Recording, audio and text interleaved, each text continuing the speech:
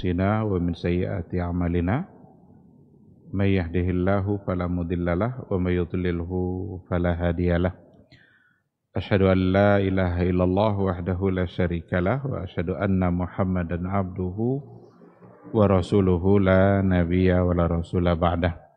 Ikhwati fillah, hadirin hadirat kaum muslimin dan muslimat yang dimuliakan Allah. Mari kita awali kajian kita dengan bersyukur dan memuji Allah Subhanahu wa ta'ala. Alhamdulillah, malam hari ini kita kembali dipertemukan dan dimudahkan untuk berada di majelis ilmu. Kita berharap mudah-mudahan semangat kita berada di majelis ilmu itu tidak boleh hilang. Karena itulah cara supaya kita didekatkan kepada surganya Allah Azza wa Jalla. Man salaka tariqan yaltamisu fihi ilman sahalallahu lahu tariqan ilal jannah. Siapa yang menempuh satu jalan, tujuannya adalah untuk mendapatkan ilmu, maka Allah mudahkan baginya jalan menuju surga. Jadi hadir di majelis ilmu itu adalah cara tercepat untuk masuk surganya Allah Subhanahu wa ta'ala. Cara yang paling tepat untuk mendapatkan ketenangan jiwa. Cara yang paling mudah untuk mendapatkan doa-doa baik dari para malaikat. Fadilahnya luar biasa. Mudah-mudahan malam ini kita bisa mendapatkan semua keutamaan-keutamaan yang dijanjikan oleh Nabi kita untuk mereka-mereka yang berada di majelis ilmu. Dan mudah-mudahan di masa-masa yang akan datang kita senantiasa dimudahkan untuk menuntut ilmu itu. Ikhwati fillah, sebagai umat Nabi Muhammad sallallahu alaihi wasallam, maka sewajarnya pula kita banyak-banyak bersalawat, banyak-banyak bersalam. Mudah-mudahan itu bisa menjadi bukti cinta kita kepada beliau, dan mudah-mudahan cinta kita diterima. Jujurlah dalam mencintai Nabi kita, jujurlah dalam merindukannya, karena beliau sangat merindukan dan sangat mencintai kita. Cinta kepada Nabi adalah cinta yang menyelamatkan di hari mahsyar.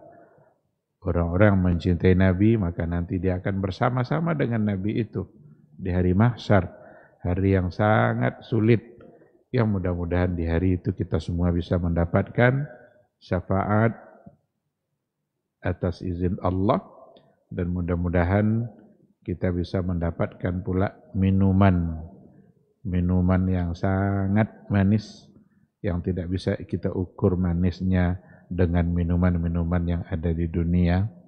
Man syariba minhu lam yazma abadan. Siapa yang kalau sudah meminumnya, maka dia tidak lagi merasa haus. Telaga cinta, telaga yang datang yang memang disediakan oleh Allah untuk umat Nabi Muhammad sallallahu alaihi wasallam. Mudah-mudahan kita mendapatkan kemuliaan itu nanti di hari mahsyar. Amin, amin ya rabbal alamin. Ikhwati fillah, ma'asyaral hadirin wal hadirat, rahimani Allahu wa iyyakum.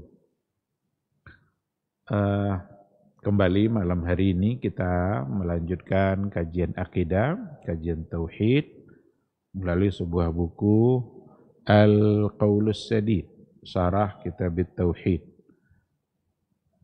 Abdurrahman As-Sa'di. Kita masuk pada bab yang kelima, bab tafsir tauhid wa syahadati alla ilaha illallah. Ini bab yang kelima. Bab yang berkaitan dengan tafsir tauhid. Tafsir dari tauhid. Wa syahadati alla ilaha illallah. Dan tafsir dari syahadat la ilaha illallah.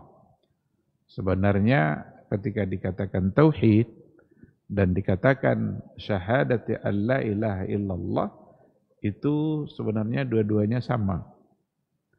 Karena kata tauhid kita kepada Allah tauhid kita kepada Allah itu tersimpul dalam kalimat asyhadu an la ilaha illallah. Maka ketika disebutkan di sini secara bersamaan, maka itu hanyalah sekadar untuk menguatkan. Jadi tafsir tauhid, yang dimaksud tafsir tauhid itu adalah tafsir dari syahadat alla ilaha illallah.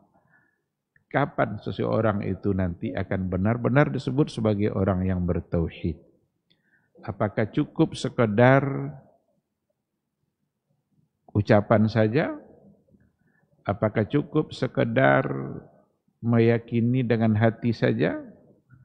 Apakah cukup dengan ikrar lalu menetapkan bahwa sesungguhnya la ilaha illallah? Apakah cukup sampai di situ atau tidak? Inilah yang ingin dijelaskan pada bab ini secara ringkas melalui ayat-ayat Al-Quran dan juga melalui hadis-hadis yang datang dari Rasulullah sallallahu alaihi wasallam. Penulis memulai atau muallifnya memulai dengan ayat-ayat dan hadis. Di antara ayat yang terdapat di sini adalah firman Allah Subhanahu wa taala dalam surat Al-Isra ayat 57. Qala ta'ala bismillahirrahmanirrahim ulaika alladzina yad'una yabtaguna ila rabbihimul wasilah ayyuhum aqrabu wa yarjuna rahmatah wa yakhafuna azabah inna azaba rabbika kana mahdzura. Mereka-mereka yang yad'una itu kalau mau diartikan secara harfiah berdoa. Tetapi berdoa di sini sering juga diartikan dengan beribadah. Wa annal masajida lillah fala tad'u ma'allahi ahada. Di situ fala tad'u, maka jangan berdoa. Tapi kalau kita tengok penafsirannya, janganlah beribadah menyembah kepada selain Allah, atau jangan dibawa-bawa selain Allah bersamaan dengan Allah dalam ibadah kita. Kenapa untuk ibadah di sini dipakai kata yad'una atau kata doa? Karena memang ad-doa huwal ibadah. Doa itulah sesungguhnya yang ibadah. Dan semua ibadah kita ternyata di dalamnya isinya adalah doa. Coba diurut nanti satu persatu semua ibadah yang kita lakukan. Maka isinya adalah doa. Salat, haji, puasa, zakat, semua intinya adalah doa. Maka ketika Nabi mengatakan ad-doa huwal ibadah, doa itulah yang ibadah. Ada dalam lafaz yang lain ad-doa mukhul ibadah. Doa itu adalah intisari dari ibadah. Ternyata memang ibadah, inti dari ibadah sesungguhnya di dalamnya adalah doa. Maka mereka-mereka yang berdoa, bisa juga diartikan mereka-mereka yang beribadah kepada Allah. Yabtaguna ila rabbihimul wasilah. Mereka mencari wasilah menuju Rabbnya. Nanti ada pada ayat yang lain yang juga di situ ada kata wasilah. Seperti ya ayyuhalladzina amanu ittaqullaha wabtaghu ilaihil wasilah. Hai orang-orang beriman, bertakwalah kepada Allah, wabtaghu ilaihil wasilah, dan carilah wasilah menuju Allah. Ini wasilah di sini apa ini maksudnya? Kita tidak boleh salah di dalam memaknai ayat ini, maka perlu kita melihat bagaimana para ulama memberikan penjelasan-penjelasan tentang makna dari kata wasilah. Karena kalau seandainya nanti kita tersalah, dan tidak mengerti dengan makna wasilah, maka dicarilah berbagai macam cara untuk menuju Allah. Maka perlu ada wasilah untuk menuju sampai kepada Allah. Macam-macam yang dilakukan. Ada yang menjadikan kuburan sebagai wasilah. Kenapa itu yang dijadikan? Karena di dalamnya ada orang soleh. Ada orang-orang yang dekat dengan Tuhan.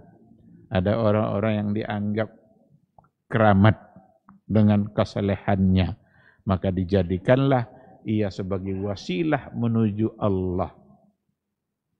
Sehingga dia semakin dekat dengan Allah. Ayyuhum akrabu. Akrabu itu kan buat dia semakin dekat. Wa yarjuna rahmatah. Dan mereka mengharapkan rahmat Allah. Tetapi sesungguhnya yang dimaksudkan dengan wasilah di sini, seperti yang dijelaskan oleh para ulama, salah satunya adalah penjelasan yang datang dari Syekhul Islam Ibn Taimiyah. Apa kata beliau? Kata wasilah yang ada di dalam Al-Quran, yang ada pada 2 ayat yang kita bacakan tadi, wabtahu ilaihil wasilah, kita disuruh cari wasilah. Berarti perlu ada perantara untuk menuju sampai kepada Allah. Inilah yang tidak boleh kita tersalah itu. Tentu pemahamannya nanti kita tengok bagaimana para sahabat memahami ayat ini dan bagaimana mereka mengamalkan ayat itu. Tidak boleh kita sendiri yang buat-buat perantara itu, sehingga nanti bisa-bisa kita menjadi tersalah. Maka kata wasilah yang diperintahkan oleh Allah Subhanahu wa taala untuk dicari. Ini kata Syekhul Islam, wa akhbara an malaikati wa anbiya'ihi. Dan yang Allah sampaikan, Allah beritakan tentang malaikat-malaikatnya dan para nabinya, di mana mereka juga adalah mencari wasilah itu. Apa makna yang sesungguhnya? Hiya, maknanya adalah ma yutaqarrabu ilaihi minal wajibati wal mustahabbat. Itu maknanya. Sesuatu yang bisa mendekatkan diri kita minal wajibat wal mustahabbat, dari perkara-perkara, melaksanakan perkara-perkara yang diwajibkan oleh Allah Subhanahu wa taala, wal mustahabbat, atau perkara-perkara yang dianjurkan atau yang disunnahkan. Inilah makna dari kata al-wasilah. Ma yutaqarrabu ilallah, sesuatu yang dapat membuat kita semakin dekat dengan Allah dari perkara-perkara yang Dia wajibkan dan perkara-perkara yang Dia sunnahkan atau Dia anjurkan.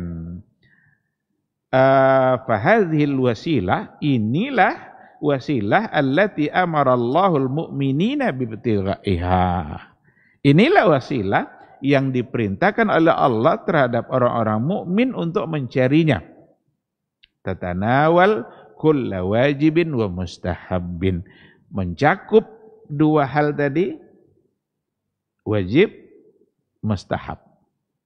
Maka berdasarkan kepada hadis juga dikatakan seperti itu. Yang paling dicintai oleh Allah, hamba yang mendekatkan diri itu adalah melaksanakan ma iftaratu alaih, sesuatu yang aku wajibkan kepadanya. Wala yazalu abdi yataqarrabu ilayya bin nawafil. Kalau sudah selesai dia pada perkara-perkara yang wajib, senantiasa hambaku itu mendekatkan diri kepada saya bin nawafil, dengan perkara-perkara yang sunnah. Berarti yang wajib lalu diikutkan dengan yang sunnah. Hatta uhibbah, sampai pada akhirnya saya mencintainya. Jadi untuk mendapatkan mahabbah, untuk mendapatkan cinta Allah, perlu wasilah, perlu perantara. Apa perantaranya? Apa makna wasilah di sini? Fi'lul wajibat wa fi'lul mustahabbat.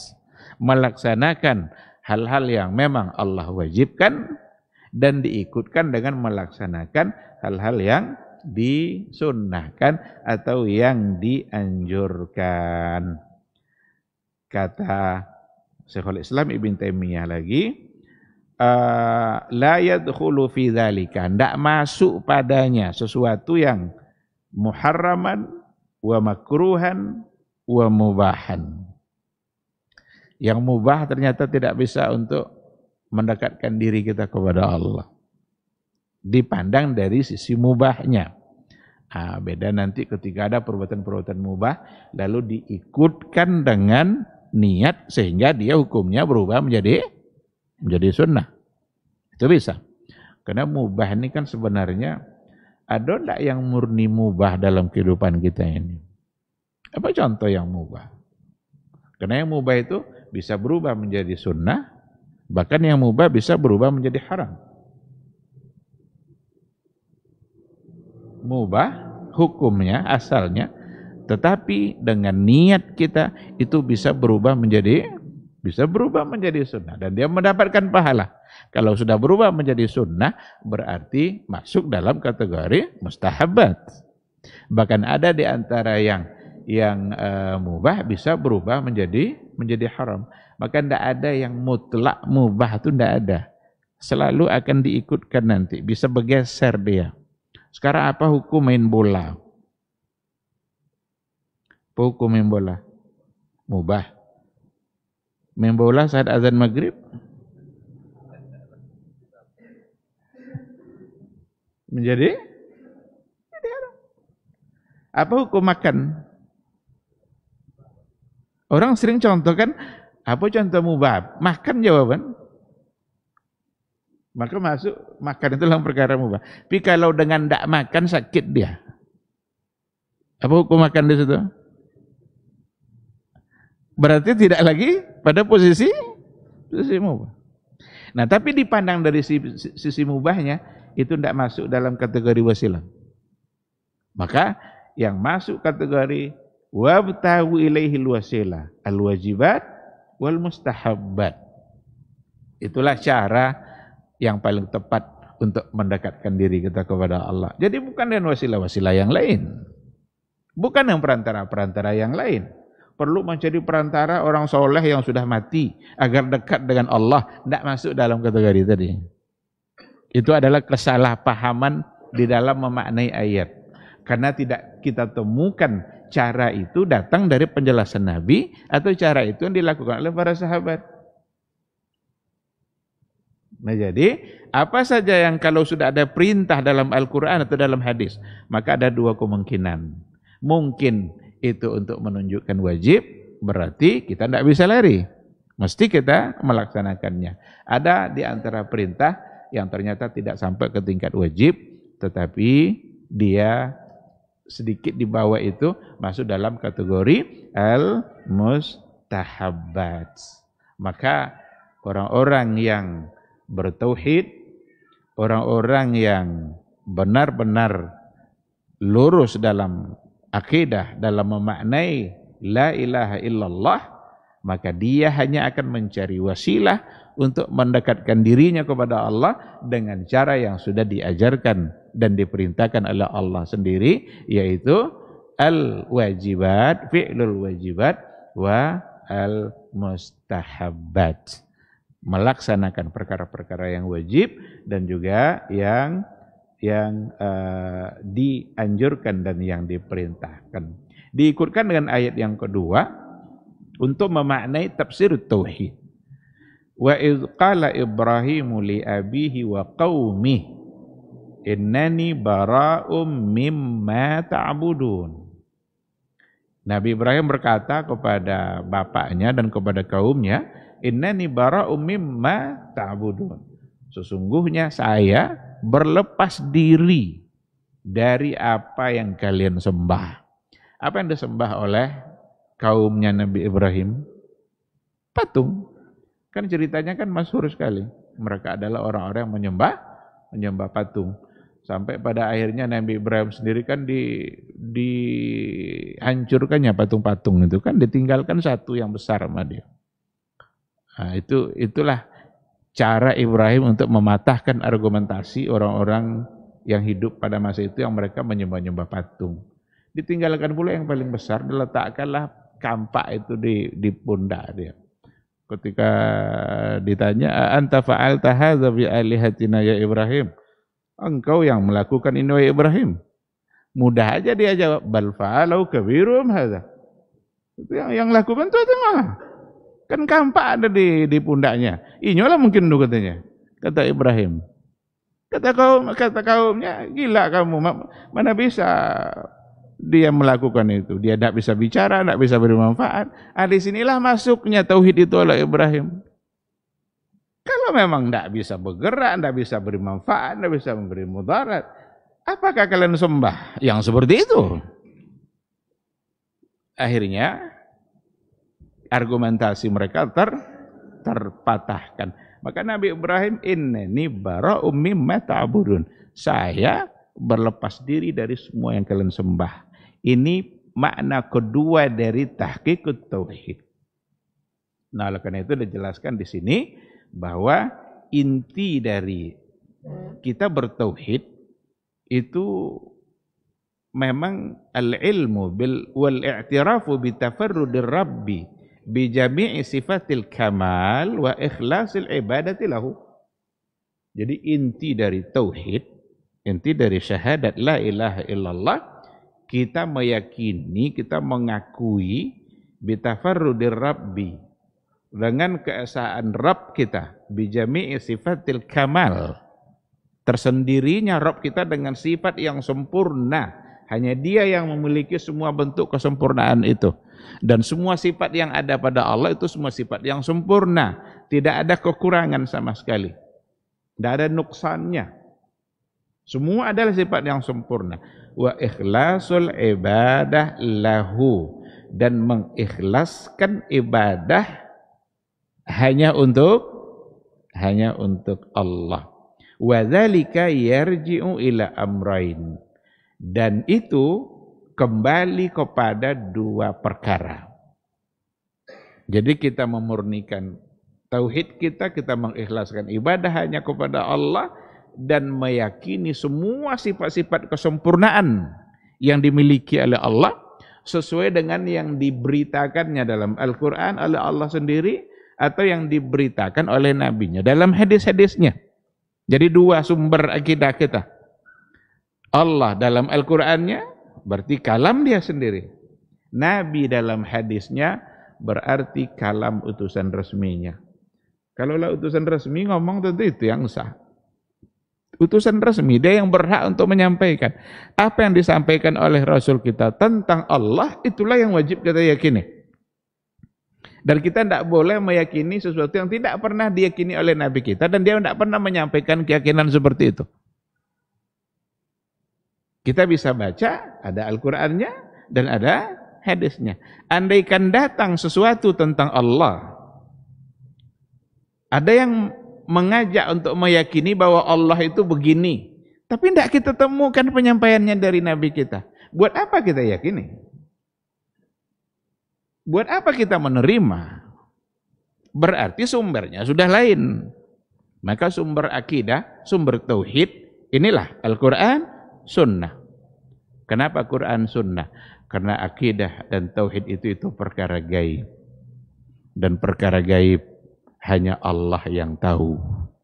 Nabi kita saja, Nabi Muhammad SAW tak mengetahui perkara gaib kecuali kalau Allah yang menyampaikan.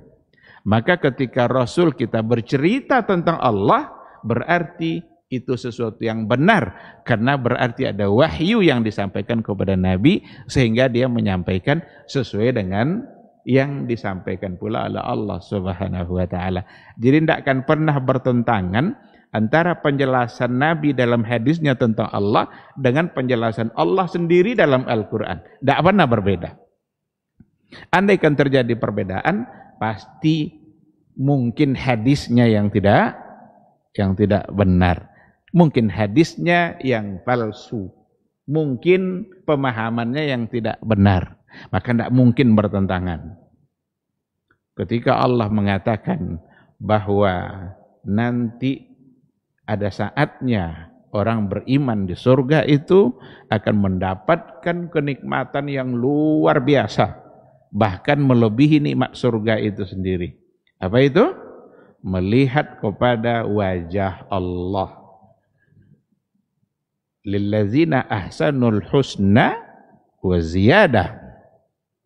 Orang-orang yang berbuat ihsan, dia mendapatkan husna, al-jannah, wa ziyadah. Ziyadah di sini langsung ditafsirkan oleh Nabi.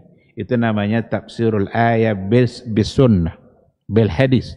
Nabi yang menafsirkan. Apa makna dari ziyadah? Ziyadah itu kata Nabi, an-nazaru ila wajhillahil karim, memandang kepada wajah Allah.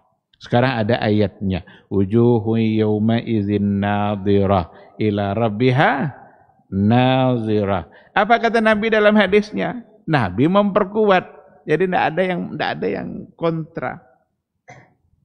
Di hadapan para sahabat di malam bulan purnama, apa kata Nabi? Satarawna rabbakum kama tarawnal qamar lailatul badr. Kalian nanti di akhirat kelak, di surga kelak akan memandang kepada wajah Allah kama tarawnal qamar, sebagaimana kalian memandang kepada bulan. Sejalan enggak hadis ini dengan ayat tadi? Sejalan. Itulah yang wajib kita terima. Sekarang ada kelompok yang mengatakan Allah tidak punya wajah. Pernahkah Nabi menyampaikan? Tidak. Ada hadisnya? Tidak. Ada ayatnya? Tidak. Tapi tidak percayanya? Sekarang apa alasannya? Apa dalilnya? Meyakini bahwa Allah punya wajah, wajib hukumnya. Karena ayat hadisnya ada. Yang tidak boleh adalah menyamakan, menyerupakan wajah Allah dengan wajah makhluk. Maka kalau ditanya, punyakah dia wajah? Jawabannya iya. Karena dia yang bilang. Seperti apa? Hanya dia yang tahu. Dia punya wajhun yaliqu bijalalih.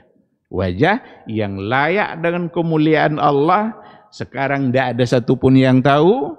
Nanti di akhirat kita akan mengetahuinya pada saat Allah membuka tabir dari hijab pandangan kita. Sekarang hijab pandangan semuanya terhijab. Nanti baru dibuka oleh Allah. Fakashafna anka ghita'ak fabasaruka al-yawma hadid. Kami buka ghita'. Apa ghita' itu? Hijab. Terhijab sekarang. Nabi aja tidak bisa melihat. Dan tidak diberikan kemampuan untuk melihat. Maka Nabi Musa kan pernah meminta kan, Rabbi arini, tengok kan keadaannya. Seperti apa engkau? Karena umatnya memang meminta. Lan nu'mina laka hatta narallaha jahratan. Kami tidak akan beriman kepadamu wahai Musa sampai kami melihat Allah secara terang. Ternyata Nabi Musa itu mencoba meminta kepada Allah. Kata Allah, lantarani. Kamu takkan bisa melihat. Kata orang-orang Mu'tazilah, lantarani itu nafyul mustaqbal sampai ke hari akhirat. Jadi menafikan di masa yang akan datang. Karena Allah sendiri bilang, lantarani walakin inzur ilal jabal fa in istaqarra makanu fasawfa tarani. Tapi cobalah tengok ke bukit itu dulu. Kalau bukit itu masih utuh, kamu nanti akan bisa lihat saya. Ternyata bukit itu pun hancur. Hancur. Bukit yang sebesar itu tidak kuat. Apalagi mata kita. Karena masih dihijab, ditutup. Orang Mu'tazilah mengatakan ketika Allah bilang lantarani, engkau tak akan bisa melihat saya. Katanya tidak akan bisa melihat Allah baik di dunia sampai ke akhirat. Yang mengatakan tidak bisa dilihat dari dunia sampai ke akhirat, adakah Nabi? Adakah ayat? Tidak ada, hanya datang dari kelompok Mu'tazilah karena sumber akidah mereka tidak lagi murni dari Al-Quran dan Sunnah, tapi ada sesuatu yang lebih mereka kedepankan, lebih didahulukannya dari Quran dan Sunnah itu sendiri, yaitu al-aqlu war-ra'yu, akal dan pendapatnya. Karena menurut akal mereka tidak mungkin Allah untuk dilihat, karena kalau melihat kepada sesuatu maka berarti dia sama dengan makhluk.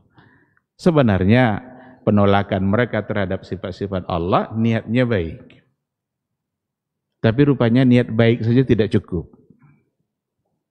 Elok niat supaya Allah itu tidak diserupakan dengan makhluk. Para pentakwil itu juga baik niatnya. Kan selain daripada Mu'tazilah yang menafikan sifat Allah, kan ada kaum yang mentakwilkan. Baik niatnya. Tidak boleh dibilang tangan Allah, karena kalau dibilang tangan Allah, apa kata akal mereka? Seolah-olah sama dengan, karena yang dia bayangkan adalah tangan dia. Maka ditakwilkan. Maka pentakwilan itu supaya kita lari dari tasbih. Cuma sayangnya ketika mereka lari dari tasbih, mereka terjebak kepada ta'til. Ta'til itu apa? Mengosongkan Allah dari sifat. Jadi lari dari tasbih supaya jangan diserupakan, tapi mereka terjatuh pada ta'til. Maka takwil itu sendiri intinya sama dengan ta'til. Karena kalau sudah mentakwil berarti menolak. Sekarang tangan tidak boleh diartikan tangan. Itu apa dia? Kekuasaan, kekuatan, nikmat. Apakah ketika diartikan kekuatan mereka masih meyakini Allah punya tangan? Kalau iyonya jalan. Tidak masalah. Karena kekuatan juga kekuasaan datang karena sebagiannya dari tangan. Tapi ketika menafikan tangan lalu diartikan hanya kekuatan dan nikmat, berarti di situ sama dengan ta'til. Mereka sedang menafikan sifat-sifat Allah subhanahu wa ta'ala. Nah, oleh karena itu, ikhwati fillah, tafarrudir rabbi bi jami'i sifatil kamal. Mengesahkan Allah, meyakini Allah itu tersendiri dengan semua sifat-sifat kamalnya. Tidak ada yang sama seperti Allah. Manusia ada kekurangannya. Bahkan semua bentuk kekurangan itu ada pada manusia. Kemudian wa ikhlasul ibadah lillah, dan mengikhlaskan ibadah kita hanya untuk Allah. Hakikat tauhid ini, tafsir tauhid seperti ini, yarji' ila amrain, akan kembali kepada dua hal. Yang pertama, nafyul uluhiyah kulliha an ghairillah, menafikan unsur-unsur ketuhanan semuanya an ghairillah, dari selain Allah. Mesti kita nafikan dari selain Allah adanya unsur-unsur ketuhanan pada dirinya. Unsur-unsur ketuhanan itu seperti apa? Dia yang mengabulkan doa, dia tempat menyandarkan kehidupan, Allahus Samad. Dia yang memberikan keselamatan, dia yang memberikan kebahagiaan. Itu unsur-unsur ketuhanan yang hanya ada pada Allah Subhanahu wa ta'ala. Dia tempat kita meminta. Andaikan masih ada kita meyakini adanya unsur ketuhanan pada selain Allah, berarti di situ ada kesalahan. Kenapa orang menyandarkan kehidupannya kepada jimat dan tangkal? Ada enggak satu keyakinan yang terdapat di situ? Pasti ada. Itulah contohnya, sudah sering kita ulang-ulang. Kok tinggal jimat udah pulang? Lo telanjur, setir mobil ya, tinggal dan cik tadi, pulang. Ada enggak di situ keyakinan, satu keyakinan bahwa berarti kalau tanpa ini kita tidak akan selamat. Kalau begitu, yang memberikan keselamatan siapa? Dia sedang memberikan kepada jimat dan tangkal tadi. Padahal keselamatan kita hanya diberikan oleh Allah. Kalau itu yang dia lakukan, berarti dia belum menafikan unsur ketuhanan pada selain Allah. Konsekuensi dari tauhid kita mesti nafyul uluhiyah kulliha min ghairillah, dari selain Allah. Bi ayya'lama wa ya'taqida alla yastahiqqal ilahiyya wa la syai'an minal ubudiyyah ahadun minal khalqi. Dia mengetahui, dia meyakini bahwa sesungguhnya tidak ada yang berhak adanya uluhiyah itu, adanya sesuatu dalam bentuk sesembahan itu pada seseorang pun selain daripada hanya pada Allah Subhanahu wa taala. Andaikan masih ada, berarti ada kesalahan. Anak kecil saat dia dilahirkan oleh seorang ibu, semua ibu, semua ayah ingin anaknya itu selamat dari gangguan. Kalau Nabi yang diajarkannya apa? Doa. A'udzu bikalimatillahi tammah min kulli, apa doanya itu? Syaitanin wa hamma wa min kulli ainin lamma. Rasul mengembalikan perlindungan itu kepada Allah. Saya berlindung kepada Allah supaya dia menjaga bayi ini dari gangguan syaitan dan dari pandangan mata yang hasad. Sekarang anda itu dah.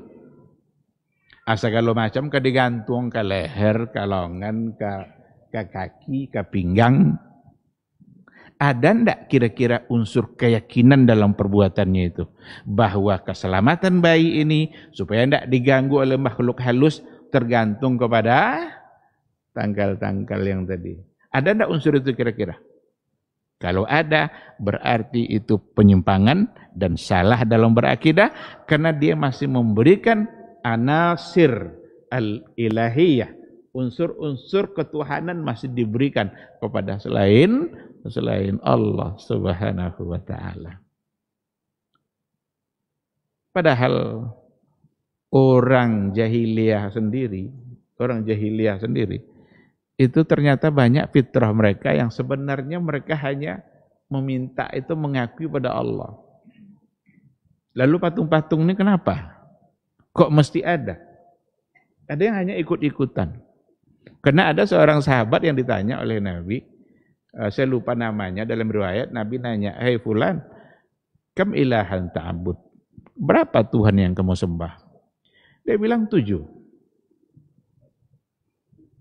7. Sittatun fil ardi wa wahidun fis sama. Ada 6 Tuhan yang saya sembah di bumi, 1 yang di langit, yang di atas sana. Berarti percaya yang di hati itu kan? Ini jahiliyah, Pak. Percaya dia bahwa Allah di atas. Kini siapa yang untuk meyakini Allah di atas? Tidak boleh sebab Allah di atasnya. Itu manut ya? Di mana-mana. Lalu Nabi bilang, kalau kamu sakit lalu ingin sembuh, kamu minta sama Tuhan di bumi atau yang di langit? Yang di atasnya, yang di langit. Kalau kamu minta rezeki, apakah kamu minta pada yang di bumi atau yang di langit? Yang di langit nih. Semua dia bilang di langit. Kata Rasul, kalau gitu aslim katanya. Islam lawaangnya. Cik syahadat je lah. Tinggal meyakini. Maka iman itu kan tergabung antara ucapan dengan hati. Tidak bisa terpisah. Kalau diyakini tapi tidak ada ucapan, berarti belum. Diucapkan saja tapi tidak diyakini, tidak juga. Berarti sama dengan orang munafik. Orang munafik kan luar biasa ucapan syahadatnya, tapi hatinya ternyata membenci, tidak menyukai apa yang dibawa oleh Rasulullah Sallallahu Alaihi Wasallam. Maka yang pertama yang harus ada pada hakikat tauhid itu nafyu al-uluhiyyah kulliha min ghairillah. Mesti kita menafikan semua unsur-unsur ketuhanan pada selain Allah. Karena itu hanya pantas untuk Allah. Yang kedua, insya Allah kita sampaikan setelah suara azan dikumandangkan, insya Allah.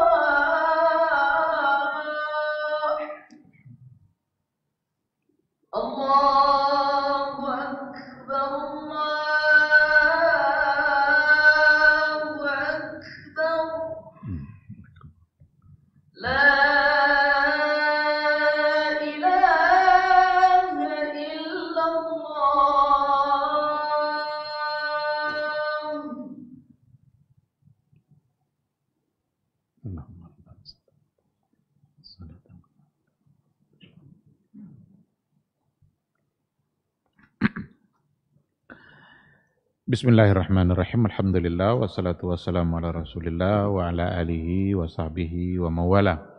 Ikhwati fillah, ma'asyiral hadirin wal hadirat rahimani Allahu wa iyyakum. Jadi al-amrul awwal tadi sudah kita sampaikan, nafyu al-uluhiyyah kulliha an ghairillah. Kita mesti menafikan semua bentuk-bentuk unsur-unsur ketuhanan dari selain Allah. Jangan pernah meyakini ada yang bisa mengabulkan hajat-hajat kita dalam kehidupan selain daripada Allah. Jangan pernah meyakini bahwa sesungguhnya keselamatan kita dalam perjalanan itu datang dari selain Allah. Allah yang memberikan. Asbab ada, iya. Tapi sesungguhnya keselamatan datang dari Allah. Kebahagiaan hidup, suksesnya berbisnis dan lain sebagainya. Semua adalah datang dari Allah. Kalau seandainya ada orang menikah, suami istri, kebahagiaan mereka tidaklah ditentukan oleh kesamaan-kesamaan sifat yang ada. Ya udah, tulis sama sifat kenikmanya. Nya suka kau, wak suka je kau mahnya. Makanya lama perkenalan. Labi tahun-tahun kenalan, tak juga nikah. Nya untuk monci persamaan tadi. Tapi mereka lupa sama Allah. Kebahagiaan mereka sesungguhnya datang dari Allah. Maka kalau kita hadir pernikahan, doanya kita meminta kepada siapa? Barakallahu laka wa baraka alaik wa jama'a bainakuma fi khair. Yang kita bawa adalah Allah Subhanahu wa ta'ala. Kayak apapun kesamaan-kesamaan. Kau suka bakso pode, kau suka jodoh pode. Tapi tidak terkadang Allah Ta'ala. Kalau Allah tak memberikan kebahagiaan, tidak akan ada kebahagiaan dalam rumah tangga. Karena memang hanya datang dari Dia. Ini al-amrul awal. Al-amrul tsani, tentu kebalikannya. Al-amrul tsani adalah isbatul uluhiyah lillahi wahda.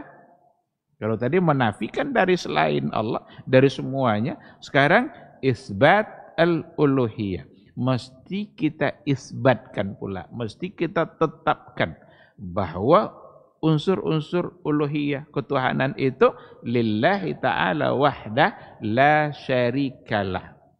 Hanya untuk Allah, hanya ada pada Allah. Jadi selain kita nafikan, juga harus kita isbatkan. Inilah intinya. Maka akidah itu gabungan antara an-nafyu wal isbat. La ilaha, berarti ada nafi di situ. Illallah, ada isbat. Ketika dikatakan la ilaha, itu menolak semua bentuk sesembahan yang pantas untuk disembah. Tidak ada. Illallah. Nah, ini jangan disalah artikan. Karena ada seseorang yang sangat keliru dalam mengartikannya.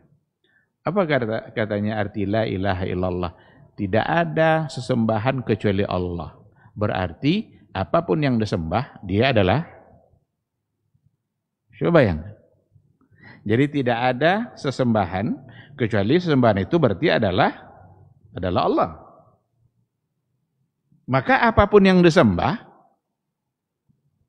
dan itu artinya dia adalah, itulah Allah. Ini bisa kufur ini. Kalau disadari makna dari ungkapan ini bisa kufur.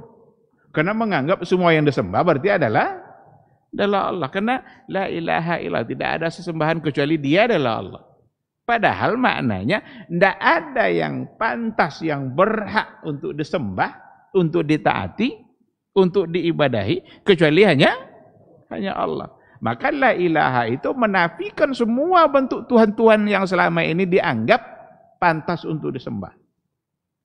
Menafikan patung-patung yang mereka sembah.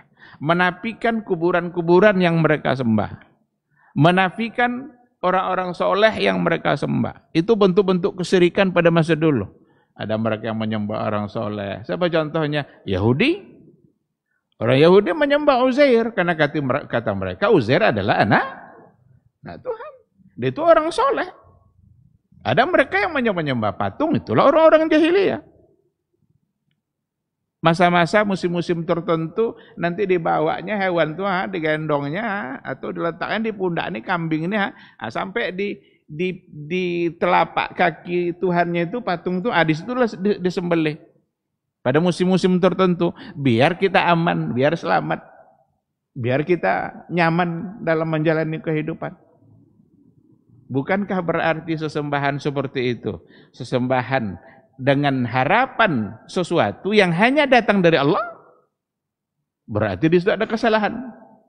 Itulah sebabnya sembelihan itu masuk dalam persoalan tauhid, niat dalam menyembelih. Bukan soal dagingnya, bukan soal bagaimana cara menyembelihnya, bukan bagaimana adab menyembelih, enggak. Bicara tentang sembelihan, kalau yang dibicarakan nanti adalah soal bagaimana cara menyembelih, itu baru fikih. Tapi kalau hubungannya dengan untuk apa kita menyembelih, apa tujuannya, maka az-zabhu itu bagian dari tauhid. Karena tidak boleh kita menyembelih kecuali hanya untuk Allah. La'anallahu man zabaha li ghairillah. Allah melaknat orang-orang menyembelih untuk selain Allah. Kalau sudah persoalannya seperti itu, maka ini masalah akidah. Jadi, ikhwati fillah, haruslah tergabung yang dua ini. Menafikan semuanya dari selain Allah dan mengisbatkan bahwa hanya Allah yang berhak untuk disembah. Semua unsur-unsur ketuhanan hanya ada pada Allah. Pada nabi pun tidak ada, pada malaikat pun tidak ada. La nabiyyun mursal wala malakum muqarrab. Nabi yang diutus, malaikat yang dekat dengan Allah, tetap saja mereka tidak memiliki sifat-sifat ketuhanan. Kalaulah nabi yang begitu dekat, malaikat yang begitu dekat, tidak boleh kita berikan unsur-unsur ketuhanan. Apalagi orang-orang yang dianggap soleh, orang-orang yang sudah lama meninggal, yang kuburan-kuburannya selalu saja didatangi, lalu sampai di sana meminta-minta, ikdi hajatina, kabulkan hajat kami, beri kami restu, kami mau buat acara ini, tolong berikan kedamaian di tengah-tengah masyarakat.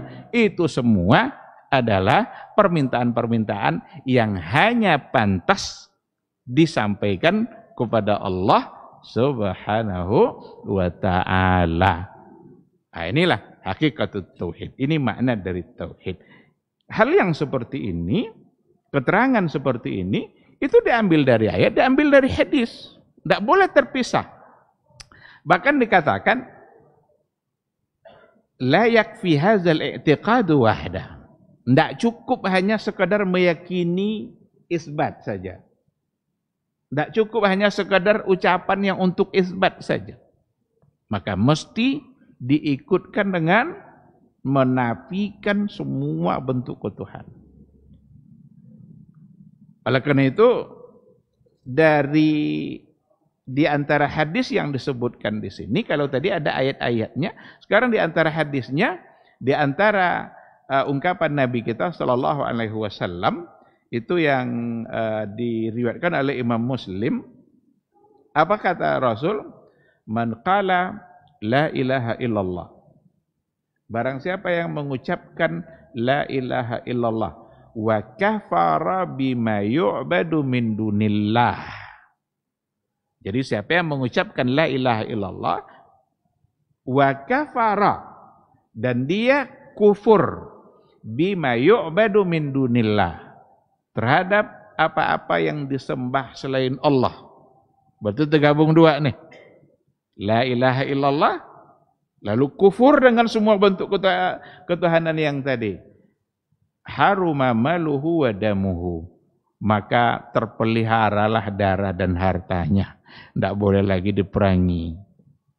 Karena dia sudah menjadi bagian dari saudara seiman. Dia bukanlah musuh. Maka terpelihara darahnya dan hartanya, mesti dijaga. Wa hisabuhu 'ala Allah azza wa jalla, dan perhitungannya diserahkan kepada Allah Subhanahu wa ta'ala. Maka hadis ini adalah hadis yang memperkuat ayat yang tadi itu. Innani bara'un mimma ta'budun. Saya berlepas diri dari semua yang kamu sembah. Berarti tidak sekedar ucapan.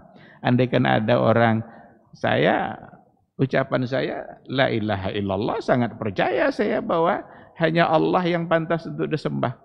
tapi dia tidak mau kufur kepada bentuk-bentuk kekufuran yang ada, tetap saja dia meyakini itu, berarti tidak cukup. Karena yang ada padanya hanyalah satu sisi saja. Maka la ilaha illallah mesti diikutkan kafara bima yu'badu min dunillah.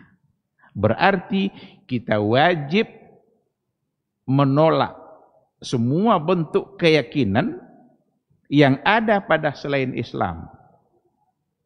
Nah, di sini penting nanti kalau mau dijabarkan, kan ada orang yang kan semua agama itu benar, semua agama itu baik, kan tujuannya kan untuk kebaikan. Kita Islam, dia tidak Islam, tapi kan semua tujuannya baik. Ini bermasalah. Meyakini bahwa mereka benar juga, itu tidak betul. Maka kita wajib meyakini bahwa selain Islam adalah salah. Tidak boleh kita benarkan. Dan kalau nanti menghormati dalam kehidupan, itulah yang persoalan. Kita sesama manusia, kita saling menghormati, saling menghargai, harus. Nabi aja sangat menghormati orang-orang yang tidak muslim. Ada jenazah Yahudi yang lewat, berdiri Nabi. Sahabat nanya, ya Rasulullah, apa toganya? Yahudi namanya. Nabi ketika itu tidak sedang melihat Yahudinya, tapi bukankah dia manusia? Berarti yang dipandang adalah manusia. Boleh tidak bermuamalah dengan yang bukan muslim? Boleh. Berhutang. Atau saki anak, kebetulan kendaraannya tidak ada, pinjam kendaraan ada. Boleh pinjam? Boleh. Itu persoalan muamalah. Tapi kalau sudah persoalan akidah, sudah persoalan iman, ada cerita, kita mesti kufur. Jadi jangan pernah membenarkan keyakinan selain Islam. Itu keyakinan kita yang rusak. Akidah kita yang akan rusak. Kalau seandainya kita ikut membenarkan dengan alasan sama-sama menuju kepada kebaikan. Ini yang sekarang ingin dia ada semacam taskik, dibuat kita menjadi ragu atau dibuat kita diajak untuk saling menghargai, saling bersama-sama. Itu toleransi yang kebablasan. Tidak seperti yang diajarkan oleh agama kita. Menghormati sebagai manusia, silahkan bermuamalah secara baik, justru harus agar nampak Islam itu adalah agama yang memang baik, bisa menghargai orang lain. Tapi kalau diminta untuk membenarkan bahwa semua agama benar, itu akidah kita yang akan rusak. Maka kita wajib mengatakan inna dina indallah al-Islam. Itu artinya bukanlah sesungguhnya agama yang paling benar. Tidak. Satu-satunya agama yang benar, Islam. Karena kalau yang paling benar nanti, kok benar, kamu paling benar. Tidak bisa. Artinya, sesungguhnya agama yang benar hanya Islam. Berarti selain itu salah. Ini persoalan akidah, persoalan tauhid. Jadi jangan kita tersalah. Dan ketika kita mengucapkan itu, kita tidak pernah menghasut untuk membenci. Tidak. Karena dari sisi kemanusiaan harus saling menghargai. Kita hanya ingin agar akidah kita terjaga, terpelihara. Maka saat kita ucapkan la ilaha illallah, mesti kita juga kafara bima yu'badu min dunillah. Kufur terhadap semua yang disembah selain Allah. Wallahu subhanahu wa ta'ala a'lam. Sebentar. Ya ayyuhallazina amanu taqullaha wabtaghu ilaihil wasilah. Wabtaghi fima atakallahu daral akhirah. Itu lain persoalannya. Lain. Kalau ini, tapi katanya sama. Cuma substansi dari ayat itu berbeda. Kalau wabtaghi fima atakallahu daral akhirah wala tansa nasibaka minad dunya. Itu semacam kita hidup di dunia, ambillah bagian-bagian dunia kita, tapi kejarlah akhirat sebanyak-banyaknya. Jangan lupakan urusan dunia. Sama-sama mencari, tapi satu dalam persoalan akidah, yang satu dalam persoalan makna. Barakallahu fikum.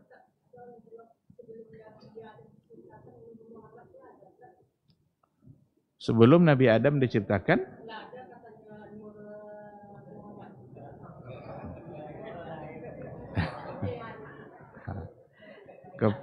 kepralu kaji sampai matu sebenarnya. Ada hadis-hadis yang berkaitan dengan Nur Muhammad. Ada satu riwayat, man awwalu ma khalaqallahu ya Jabir. Jadi Jabir nanya kepada Rasul, siapa yang pertama kali diciptakan? Lalu di hadis itu dikatakan bahwa awwalu ma khalaqallah nuru nabiyyika ya Jabir. Tapi hadis ini palsu. Hadis ini tidak ada sanadnya. Yang disebutkan hanya Jabir, tapi yang mengambil dari Jabir tidak tahu. Dan tidak terdapat dalam hadis-hadis yang sahih. Di samping itu, dia bertentangan dengan Al-Quran, bertentangan dengan hadis. Karena yang dikatakan oleh dalam hadis Nabi, bahwa sesungguhnya Nabi kita, dan yang pertama diciptakan bukanlah nurnya Nabi kita. Dalam hadis yang sahih dikatakan awwalu ma khalaqallah al-qalam. Ada dua riwayat dan dua-duanya dapat dibenarkan sahih. Awwalu ma khalaqallah al-arash. Jadi ada arash, ada qalam. Untuk al-qalam ada yang mencoba menggabungkan. Setelah arash barulah yang pertama kali diciptakan. Itu bertentangan dengan hadis yang tidak jelas sanad tadi. Nah, ketika dikatakan yang pertama kali diciptakan adalah nur Nabi kita, itu artinya tidak sahih. Bertentangan dengan hadis, bertentangan dengan Quran. Kalau Qurannya dikatakan bahwa Nabi kita tidak tercipta dari Nuh. Nabi kita seperti manusia biasa. Innama ana basyarun yuha ilayya. Saya ini adalah manusia biasa sama seperti kalian. Bedanya apa? Yuha ilayya. Kalau manusia biasa sama seperti kalian, berarti Nabi tercipta seperti manusia biasa. Ada ayah, ada ibu, lalu nikah, kemudian hamil, lalu lahir. Lalu nurnya dari mana? Maka hadis itu adalah hadis palsu, tapi sahih bagi orang sufi. Nah, itu masalah. Kalau orang sufi kadang yang palsu diambil, yang sahih diambil, itu masalah.